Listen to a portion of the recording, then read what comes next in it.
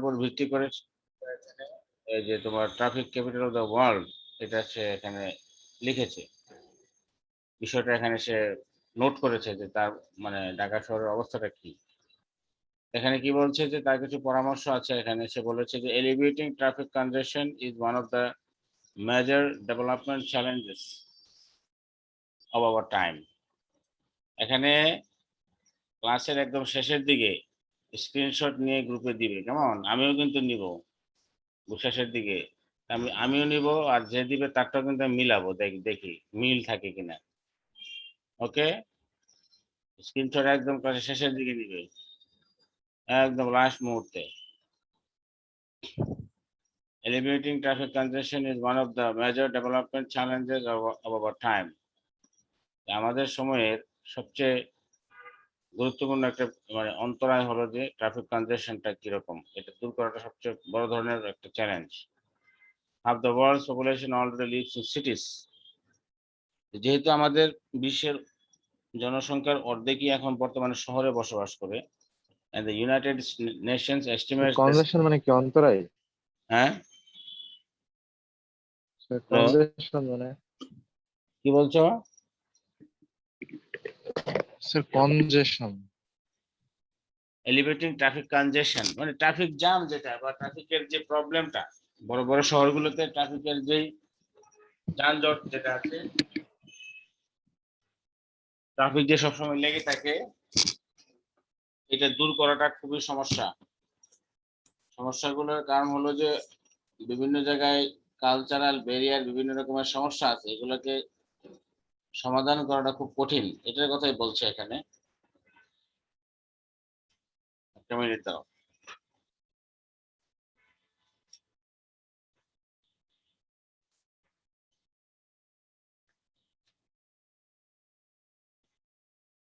কনজেশন বলতে এখানে state of being crowded, অর্থাৎ ট্রাফিকের যে ভিড়, ট্রাফিকের যে ঘন সন্নিবেশিত অবস্থা, এটা খুবই এমন যে এটাকে দূর করাটা মুশকিল। তারপরে কি বলছে যে half the world's population already lives in cities. পৃথিবীর মোট জনসংখ্যার অর্ধেকই এখন শহর অঞ্চলে বসবাস করে। And the United Nations estimates that the proportion will rise to nearly 70% by 2050. এবং 2050 সাল নাগাদ দেখা যাবে যে বিশ্বের জনসংখ্যার প্রায় অর্ধেক 70% শহরে বসবাস করা শুরু করবে, অর্থাৎ শহর অঞ্চলগুলোতে খুব চাপ পড়ছে। The world's densest and fastest growing city is a case study in how this problem got so bad and why it's so difficult to solve. এটাকে সলভ করাটা খুবই কঠিন। ঢাকা শহরের যে সমস্যাটা আছে, ট্রাফিকের যে জ্যাম, যে ট্রাফিক জ্যামের যে সমস্যাটা আছে, এটা খুব সমাধান করা কঠিন, কারণ এখানে খুব জনসংখ্যা ঘনবসতিপূর্ণ এবং দ্রুততম সময়ে এই শহরটা বৃদ্ধি পাচ্ছে, খুব দ্রুত এই শহরটা বৃদ্ধি পাচ্ছে। ঢাকা's infrastructure doesn't match the scale of its population. Infrastructure মানে হলো যে ভৌত অবকাঠামো, রাস্তাঘাট, সড়ক, বিভিন্ন রকমের যেসব সুবিধা থাকে, এই বিভিন্ন ধরনের যেই একটা শহর তৈরি করতে যে ধরনের স্থাপনা প্রয়োজন, এই স্থাপনাগুলো জনগণের অনুপাতে কিন্তু এটা মিলে না। অর্থাৎ জনসংখ্যা যেরকম এরকম কিন্তু ঢাকা শহরের যেই ইনফ্রাস্ট্রাকচার, রাস্তাঘাট, বিভিন্ন ধরনের বিল্ডিং দরকার, যেগুলো যে ধরনের সুবিধা দরকার, এগুলো কিন্তু আসলে নাই, অতটা সামঞ্জস্যপূর্ণ নয়।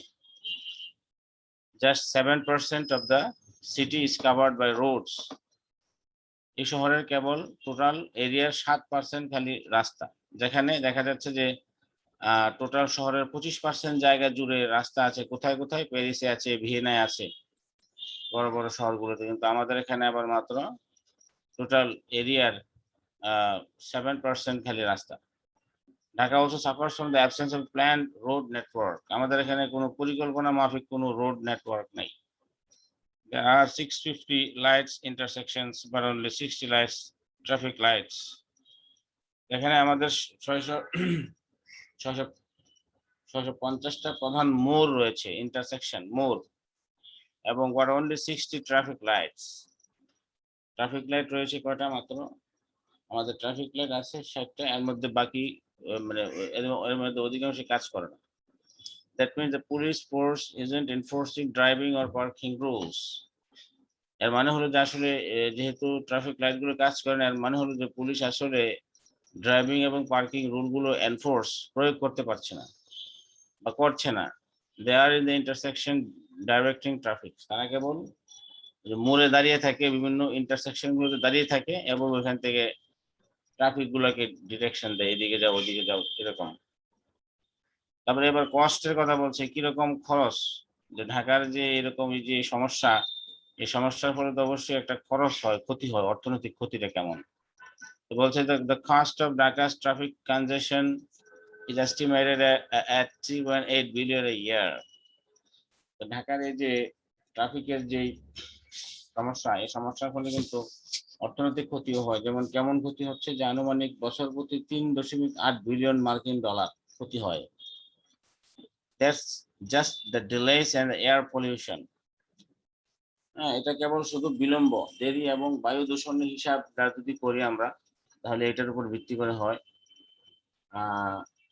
আরেকটা যেটা আছে যে not the less tangible losses in quality of life.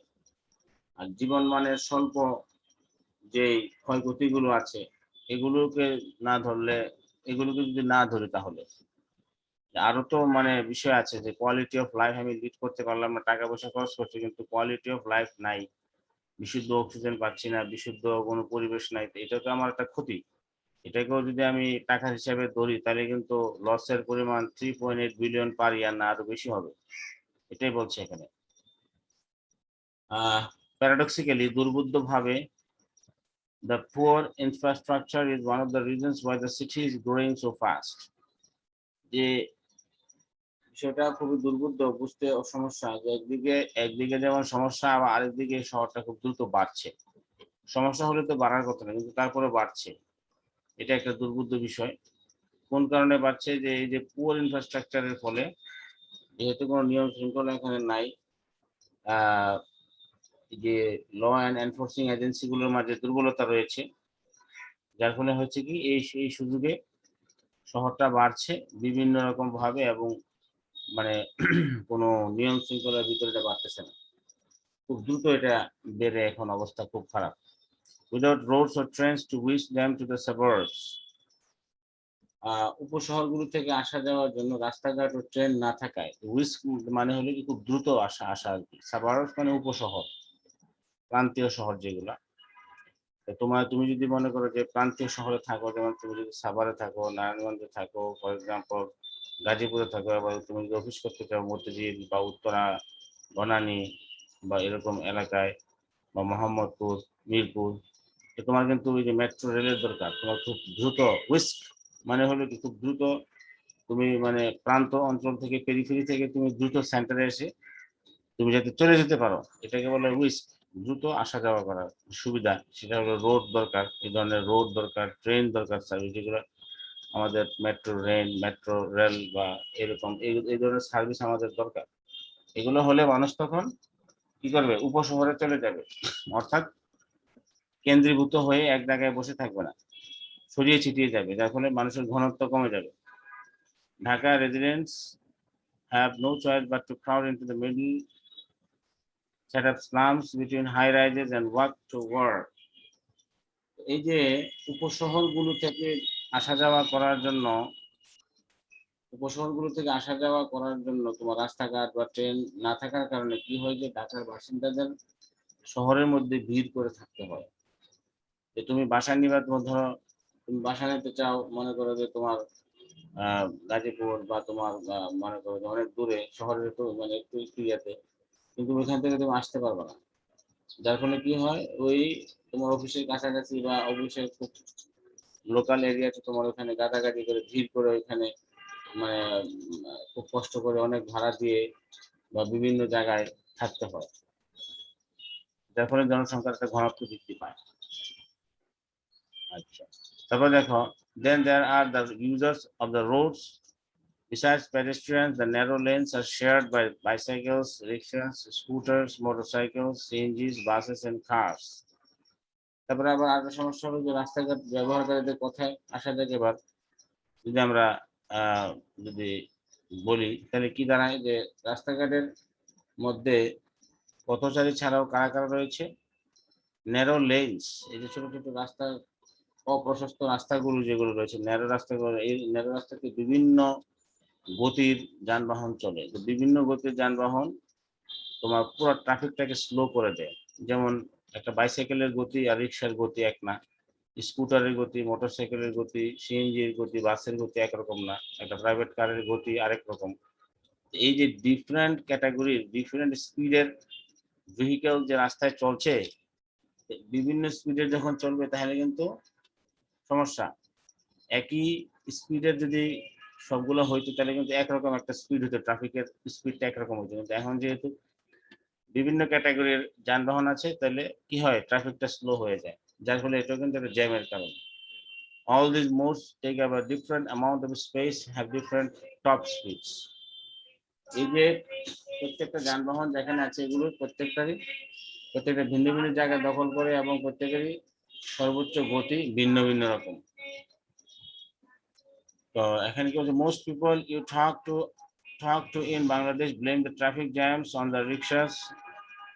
অধিকাংশ মানুষ, বাংলাদেশের মানুষ মনে করে যে রিক্সার কারণে বোধহয় জ্যাম তৈরি হয়। There are too many of them, they say, and they drive so slowly that they trap the cars, buses and CNGs behind them. এগুলো রিক্সা এত স্লোলি চলে যে অন্যান্য যে ইয়াগুলো আছে, যানবাহনগুলো আছে, এগুলোকে স্লো করে দেয়, এগুলোকে ট্র্যাপ করে ফেলে, তাদের পিছনে ফেলে। The government is under pressure to designate some lanes as cars only, to build wide roads and overpasses to take the slow traffic out from in front of the fast. বলছে এখানে যে কিছু সড়কে শুধু গাড়ির জন্য আলাদা করতে, প্রশস্ত সড়ক ও ওভারপাস নির্মাণ করতে ও সড়কে দ্রুতগতির যানবাহনের সামনে থেকে ধীরগতির যানবাহন সরিয়ে বা উঠিয়ে নিতে সরকারের উপর চাপ দেওয়া হচ্ছে। And this brings us to the third reason why the traffic problem is so difficult to solve. All these 5 fixes sound easy and obvious, but they come at a cost. আর এটা আমাদেরকে তৃতীয় কারণটা, যথা কেন যান চলাচল সমস্যা সমাধান করাটা এতটা কঠিন, তার দিকে নিয়ে যায়। এসব 1.5 million people drive rickshaws for a living, plus another few 100,000 own and repair them.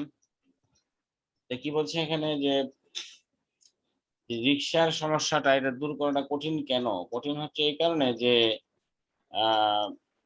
কঠিন যে তোমার 15 লাখ মানুষ জীবিকার জন্য রিক্সা চালায়। 15 লাখ মানুষ, 1.5 মিলিয়ন, মানে হচ্ছে 15 লাখ মানুষ রিক্সার জন্য জীবিকার জন্য রিক্সা চালায়। আবার লক্ষাধিক মানুষ মালিকানা, রিক্সার মালিক বা তারা মেরামত করে। এই জন্য যদি হঠাৎ করে রিক্সা বন্ধ করে দেওয়া হয় তাহলে এদিকে 15 লাখ আর এদিকে আরো 1 লাখ, প্রায় 16 লাখ বা 17 লাখ মানুষ, এখন হয়তো আরো বৃদ্ধি পেয়েছে, 20 লাখ মানুষ হবে, আর বেশি হতে পারে। এই মানুষগুলো কিন্তু বেকার হয়ে যাবে, হঠাৎ করে একটা শহরের উপর চাপ পড়বে এবং অর্থনৈতিক একটা বড় ধরনের প্রেসার ক্রিয়েট হবে। একটা তোমার এন্টায়ার অর্থনীতিতে আমাদের ঢাকা শহরের উপরে বিশেষ একটা চাপ পড়বে। তো যার ফলে government efforts to get people out of rickshaws and into buses and trains are going to attract huge opposition. লোকজনকে রিক্সা থেকে বের করে ও ট্রেনমুখী করার সরকারি প্রচেষ্টা বিরাট বিরোধিতার মুখে পড়বে। হঠাৎ করে যদি সব জায়গায় রিক্সা বন্ধ করে দেয় তাহলে কিন্তু আবার একটা প্রবলেম হবে, এটা কিন্তু বিরোধিতা আসবে বিভিন্ন জায়গা থেকে। রিক্সা থাকতে হবে, চলবে। Even increasing bus capacity is more complicated than it sounds. শুনতে যতটা মনে হয় খুব ভালো, কিন্তু বাসের ক্যাপাসিটি বৃদ্ধি করা এই শহরে এটা খুবই জটিল ব্যাপার, কমপ্লিকেটেড একটা issue. R 2009 World Bank analysis found 60 separate bus companies in Dhaka. 60টা বিভিন্ন বাস কোম্পানি রয়েছে ঢাকা শহরে। এটা ওয়ার্ল্ড ব্যাংকের একটা analysis. Since the bus companies compete with one another, the drivers have every incentive to drive aggressively and take more passengers than the buses can hold. তো এই যে বাস কোম্পানিগুলো একজন আরেকজনের সাথে প্রতিযোগিতা করে এবং ড্রাইভাররা এগ্রেসিভলি ড্রাইভ করে বেশি বেশি প্যাসেঞ্জার নেয়, যত বেশি ধরে বাসে এর থেকে আর বেশি নেয়, কারণ কি বেশি বেশি ইনসেনটিভ, বেশি বেশি সুবিধা, বেশি বেশি লাভ আদায় করার জন্য বেপরোয়া ভাবে তারা গাড়ি চালায়, বেশি বেশি যাত্রী যাত্রী নিতে চায়, কারণ হচ্ছে কি তারা বেশি বেশি টাকা ইনকাম করতে চায় এবং তাদের মাঝে একটা প্রতিযোগিতা রয়েছে। What's more, the public transport isn't all the public. আরো যদি বলা যায় যে এই জনপরিবহনগুলো আসলে জনসাধারণের জন্য নয়। Many of the bus companies are owned or linked to political parties or powerful trade unions. এই যে বাস কোম্পানিগুলো অনেক রাজনৈতিক দল বা ক্ষমতাধর ট্রেড ইউনিয়নের মালিকানাধীন বা সম্পর্কযুক্ত।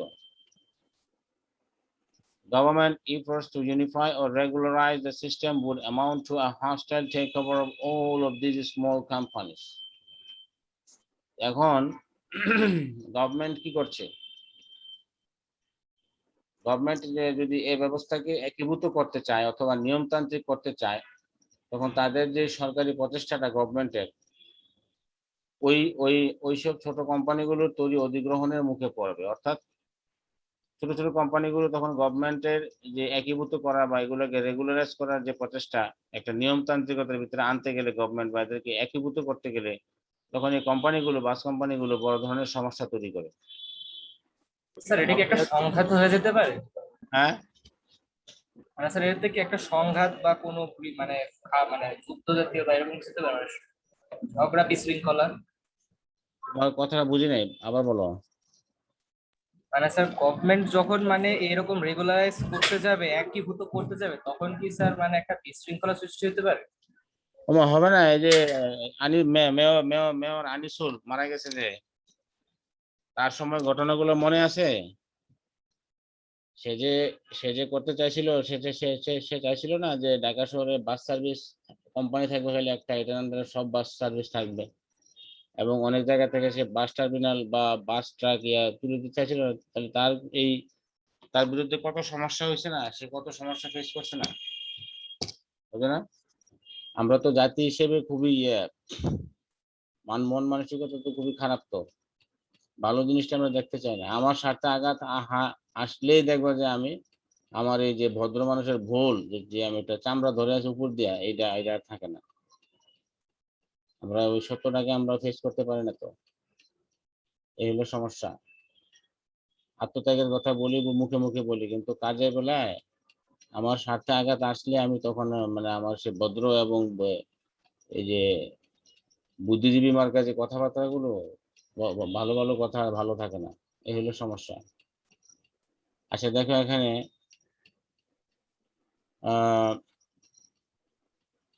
কোথায় যেন ছিলাম লাইনটা, ও এটা, হ্যাঁ sir is the obvious solution. হ্যাঁ হ্যাঁ ঠিক আছে। The obvious solution is to separate the rickshaws from the cars, from the CNGs, give each of them lanes and lights. অর্থাৎ এই যে তুমি যখন কোনো সব জায়গাতে তুমি যখন নেপোটিজম করবা, তুমি যখন পার্টিজান, তুমি যখন সুবিচার ন্যায় বিচার যখন করবা না, তখন তোমার এরকমই হবে। তুমি যখন ন্যায় বিচার করবা না, তুমি যখন একজনকে সুবিধা দিবে, আরেকজনকে অসুবিধা, অধিকাংশকে অসুবিধায় রাখবা, আর কিছু কিছু মানুষকে সুবিধা দিবা। when you will believe in elitism, তুমি যখন এলিটিজমে বিশ্বাস করবা, একটা একটা একটা নেক্সাস তৈরি করবা, তখন তুমি সেন্টারে থাকার জন্য তুমি একটা নেক্সাস তৈরি করবা, তখন কিন্তু এরকম অবস্থা তৈরি হবে। ঠিক আছে, এরকম অবস্থা তৈরি হবে বাধ্য। এই জন্য দুষ্টের দমন শিষ্টের লালন করতে হবে, কিন্তু আমরা এটা করি না। আচ্ছা, তাহলে এখানে কি বলছে? The obvious solution is to separate the rickshaws from the cars, from the CNGs. দেখো ওই যে আজকে একটু ক্লাস একটু বেশি নিব, তোমাদের যদি কোনো সমস্যা না থাকে। তোমাদের লাস্টের ক্লাসটা কার সাথে, কোন স্যারের সাথে? স্যার MHA স্যার, ওই হিসাব আলী স্যার। হ্যাঁ, হিসাব আলী স্যার। জি জি। আচ্ছা, তোমাদের ক্লাসটা কেটে গেলেও তোমরা ওই, আমি চাচ্ছি যে আরো 10-12 মিনিট যদি বেশি নেওয়া যায় আর কি, তাহলে একটু সুবিধা হয়, তাড়াতাড়ি শেষ করা যাবে। ওকে, যদি কেটে কেটে যায় ক্লাস, তোমরা আবার জয়েন করো, ঠিক আছে? আচ্ছা ঠিক আছে। ক্লাসের আগে ছেড়ে দেবে, কোনো অসুবিধা নেই। ওকে, দ্য অবভিয়াস সলিউশন। তাহলে এখন এই যে ট্রাফিক সমস্যা, এটা সমাধান কি হতে পারে? এটা কি শুধু সমস্যাই থেকে যাবে? সমাধানটা হলো, তারা কিছু কিছু বলছে যে অবভিয়াস, সুস্পষ্ট কিছু কিছু সমাধান রয়েছে, যেমন রিক্সা যে লাইনে চলবে এই লাইন থেকে কারের একটা লাইন আলাদা করে দেওয়া। অর্থাৎ যে ভেহিকেলটা টপ স্পিড যেরকম তাকে সেভাবে আলাদা করে দেওয়া, বিশেষ করে যেগুলো বেশি সমস্যা তৈরি করে। হ্যাঁ, কারের একটা আলাদা একটা সেপারেট করে দেওয়া। Give each of them lanes and lights according to their top speed. তাদের সর্বোচ্চ গতির উপর ভিত্তি করে তাদেরকে একটা লেন নির্ধারণ করে দেওয়া, এবং তাদেরকে লাইট, বিভিন্ন ধরনের লাইট, যে এটা সিগন্যাল এরকম, এটা হলে তুমি এভাবে চলবা। But that politically speaking is unrealistic. কিন্তু রাজনৈতিকভাবে যদি বলা হয়, এটা খুবই একটা অবাস্তব একটা বিষয়।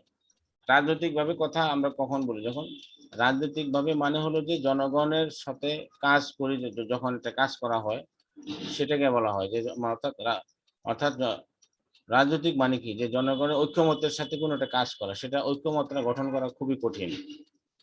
কার owners are a small part of the population, but they are the most influential. যারা গাড়ির মালিক, প্রাইভেট কারের মালিক, তারা কিন্তু সমাজের ইনফ্লুয়েন্সিয়াল মানুষ। Every year Dhaka ads an extra 37,000 cars to its already overcrowded roads. প্রতি বছরই ওভারক্রাউডেড যে রোডস আছে আমাদের এখানে, আরো গাড়ি যুক্ত হচ্ছে।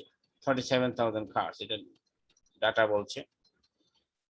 Think about all this from a Bangladeshi politician's point of view. Any attempt to solve the traffic mass means annoying the poor, the middle class, and the rich all at once. এই যে traffic সমস্যা সমাধান করতে গেলে কোনো না কোনো একটা শ্রেণীতে একটা ম্যাচ তৈরি হবে, একটা ঝামেলা পাকায় যাবে। সেটা হয়তো গরিব হতে পারে, গরিবকে বিরক্ত করতে পারো তুমি, অথবা মিডল ক্লাস এরা বিরক্ত হতে পারে, অথবা রিচ শ্রেণীর মানুষেরও বিরক্ত হতে পারে, এরকম একটা। Thanks to the donors in 2012, the government announced a 2.75 billion plan to build a metro rail system and a 45 million bus rapid transit line from the airport. এই যে তাহলে মেট্রো রেল করছে, বাস র্যাপিড ট্রানজিট করছে, এগুলো for the residents of Dhaka, it will come as a relief. এগুলো relief হবে। Whenever I asked my Bangladeshi colleagues how long it would take to get somewhere, যখনই আমি কোনো আমার কলিগকে জিজ্ঞাসা করি, বাংলাদেশি সহকর্মীকে জিজ্ঞাসা করি যে how long it would take to get somewhere, they always gave two answers. কোথাও যেতে গেলে কতটুকু সময় লাগবে জিজ্ঞাসা করলে তারা সবসময় দুইটা উত্তর দেয়। Without traffic maybe 15 minutes, but with traffic who knows?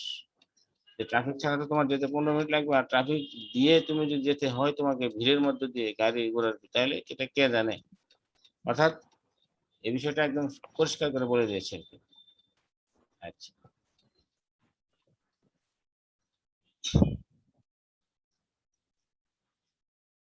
তবে দেখে এখানে ট্রাফিক পুলিশ, এই যে এখানে একটা পয়েম আছে, ট্রাফিক পুলিশের যে ধরনের অসুবিধাগুলো এখানে সে ফিল করছে, এখানে বলেছে traffic police, amidst killer speeds I stand facing the traffic stretching my hand. বলছে যে আমি এমন ট্রাফিক পুলিশের যে ডিউটিগুলো, সে যে ডিউটিগুলো পালন করে, সে খুবই একটা কিলার স্পিড, এত জোরে গাড়ি চলে যে এই এত জোরে চলা গাড়ির মধ্যে সে দাঁড়িয়ে তার দায়িত্বটা পালন করে। সে হাত স্ট্রেচ করে সে তার ট্রাফিকের যে ডিরেকশনটা দেয়, যার ফলে মানুষ কিন্তু সেই সুবিধাটা পায়। তারপরে কি বলছে যে educating I'm seen on kids books and as cartoons everywhere. সে বলছে যে আইপিএস এর কার্ডে টাকা দিয়েছে, হ্যালো, নাম্বার নিয়ে আসো, এখান থেকে 100 টাকা ভরি। কথা বলছে কে? মাইকটা অন। আমি এই কথা বলছে কে? কার মাইক অন করে কথা বলছে? হামিম। এখানে বলছে যে I'm seen on kids books and as cartoons everywhere. শিশুর বই, ব্যঙ্গচিত্র সবখানে আমাকে দেখা যায়। এই ট্রাফিক পুলিশের ছবি কিন্তু সব জায়গাতে আছে, শিশুদের বইয়ে, বিভিন্ন কার্টুনে, এইসব জায়গায় কিন্তু এই ট্রাফিক পুলিশের ছবি আছে। Educating people and asking them to beware, beware মানে সতর্ক থাকা, মানুষকে শিক্ষা দিচ্ছে, মানুষকে বলছে যে আপনারা সতর্ক হন, লোকজনদেরকে শিখাইতেছে কিভাবে ট্রাফিকে মানে কি করতে হবে। Of the erratic traffic and the signboards, হ্যাঁ, যে ইরেটিক ট্রাফিক অসাবধানী যানবাহন, খামখেয়ালি যে যানবাহন ইচ্ছা করে যেদিকে যাইতে পারে, যেদিকে যাচ্ছে, অসাবধানী যানবাহন এবং সাইনবোর্ড এর ব্যাপারে মানুষকে সতর্ক করে। seen on almost all the roads, যেগুলো সব ধরনের রাস্তায় দেখা যায়। So that you are safe, I see each of each one of you, আপনারা যাতে সুস্থ থাকেন, আপনাদের ব্যাপারে আমি সবাইকে খেয়াল করি। But my sweat my প্লাইট on the road is হো, কিন্তু আমার যে এই যে আমার যে ঘাম ঝরছে, আমার যে সড়কে এত কষ্ট হচ্ছে, এত দুর্দশা হচ্ছে, ট্রাফিক পুলিশ বলছে যে এটা কে দেখে, এটা কে দেখে। But my plight, but my sweat, my plight on the roads is who, be it sunny or rainy, for your safety I must be vigilant, agile. রৌদ্র হোক, রৌদ্রোজ্জ্বল দিন হোক, বৃষ্টির দিন হোক, আপনাদের নিরাপত্তার জন্য আমাকে ভিজিল এবং অ্যাজাইল, ভিজিল মানে তৎপর, অ্যাক্টিভ, অ্যাজাইল মানে চটপটে থাকতে হয়। অ্যাজাইল, ঠিক আছে, ভিজিল এবং অ্যাজাইল, চটপটে এবং তৎপর, কর্মচঞ্চল থাকতে হয় আমাকে। মানে ডাল হইলে হবে না, অ্যাজাইল মানে ঢাল, অ্যাজাইল যেটা ডাল, ডাল হইলে হবে না, আমাকে অ্যাজাইল থাকতে হয়। ভিজিল আবার খুব অ্যাক্টিভ থাকতে, ভিজিল মিন্স অ্যাক্টিভ, তৎপর। অন দ্য মিডল স্ট্যান্ডিং এরাক্ট, আমি একদম রাস্তার মাঝখানে একদম সোজা, একদম সোজা আমাকে দাঁড়িয়ে থাকতে হয়। As fit as a fiddle, একদম তারের মতো সোজা। এই যে বিভিন্ন গিটার বা এই যে বিভিন্ন ইয়াতে যে তার থাকে, তারের মতো একদম স্ট্যান্ডিং এরাক্ট, এরকম সোজা হয়ে আমাকে দাঁড়িয়ে থাকতে হয়, একদম একটু এদিক সেদিক করলে হবে না। ও মাই ইয়ার হার্টস, ও মাই হেডএকস, কান ব্যথা করে, মাঝে মাঝে মাথা ব্যথা করে, কারণ সারাক্ষণের শব্দ, মাথা ব্যথা।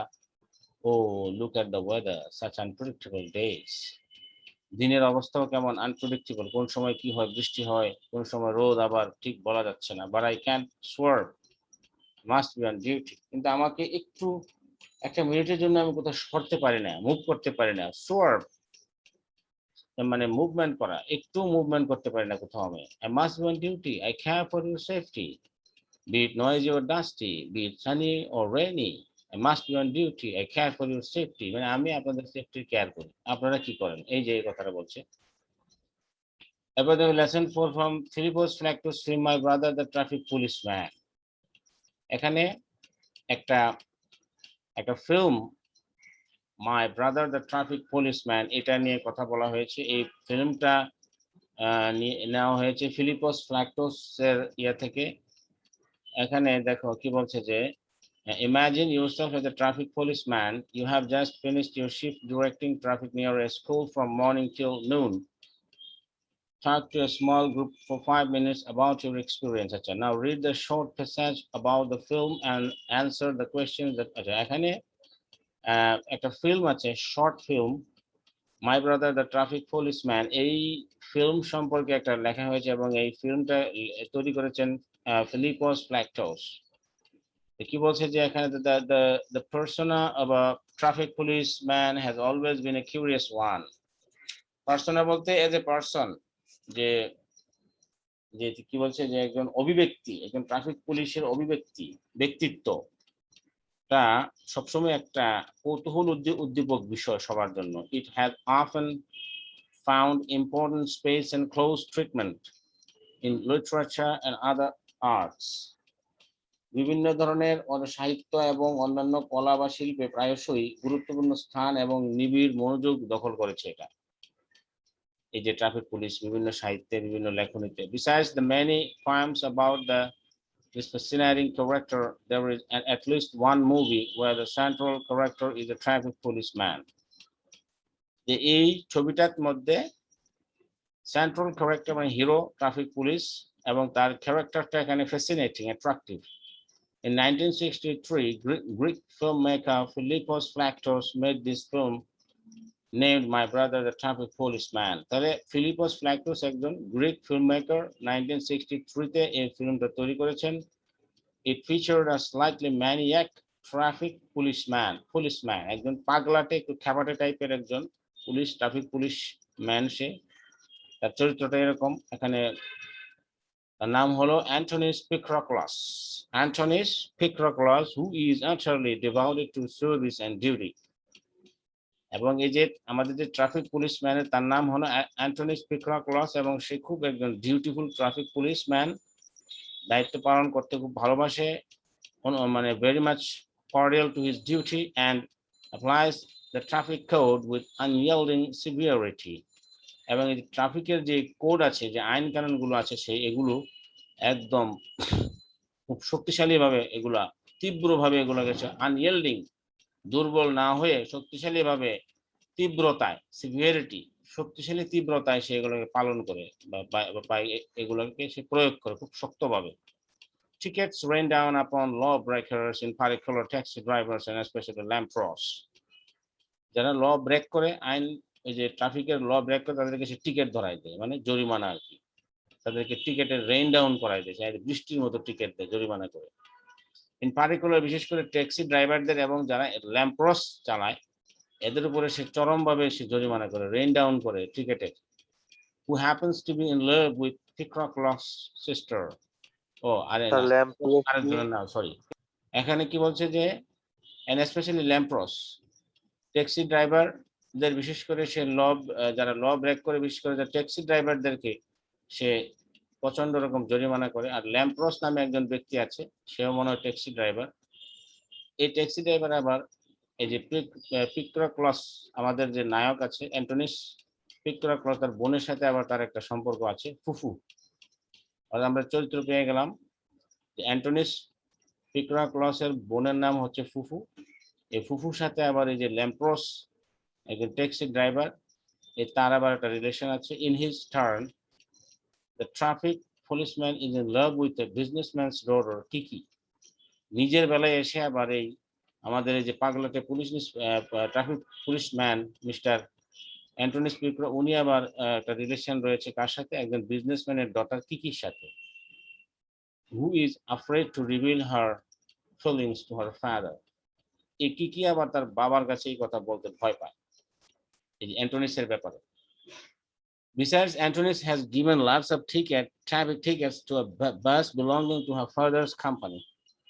Antonis আবার নিজের হুবু শ্বশুরের বাস কোম্পানি আছে, এই বাস কোম্পানিগুলোকে প্রচন্ড রকম জরিমানা করেছে, টিকিট দিয়েছে, জরিমানা করেছে।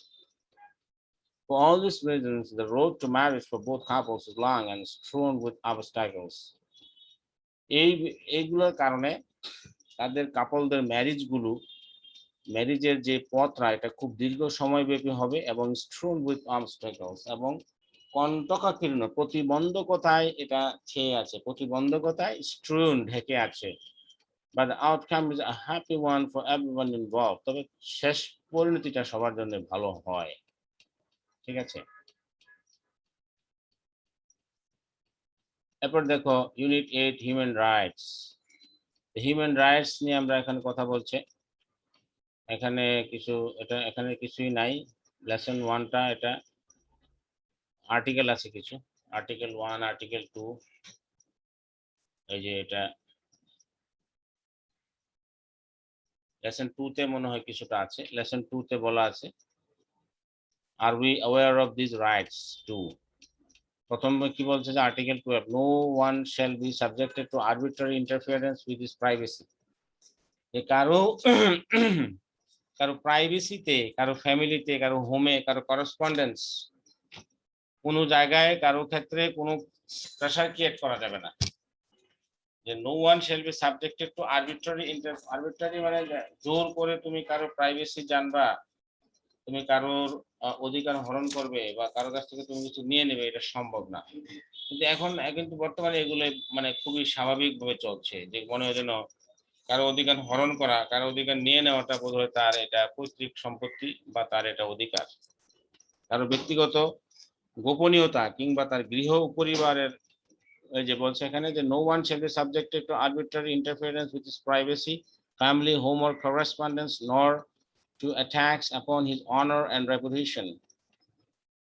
কি বলছে যে কারো ব্যক্তিগত গোপনীয়তা, এই যে প্রাইভেসি, হ্যাঁ, ব্যক্তিগত গোপনীয়তা কিংবা তার গৃহ, পরিবার ও চিঠিপত্রের ব্যাপারে, করেসপন্ডেন্স, তার চিঠিপত্র, যোগাযোগ, কার সাথে যোগাযোগ করছে, তার হোম, তার ফ্যামিলি, কি অবস্থা তার, এই যে তার যে ব্যক্তিগত গোপনীয়তা, তার গৃহ, পরিবার এবং তার চিঠিপত্রের ব্যাপারে খেয়ালখুশি মতো হস্তক্ষেপ, আরবিট্রারি, খেয়ালখুশি মতো ইন্টারফিয়ারেন্স, হস্তক্ষেপ, এটা কিন্তু কিংবা তার সুনাম ও সম্মানের উপর আঘাত করা চলবে না। তুমি যদি তার এই যে অনার, তার রেপুটেশন, তার সুনাম এবং সম্মানের উপর আঘাত করে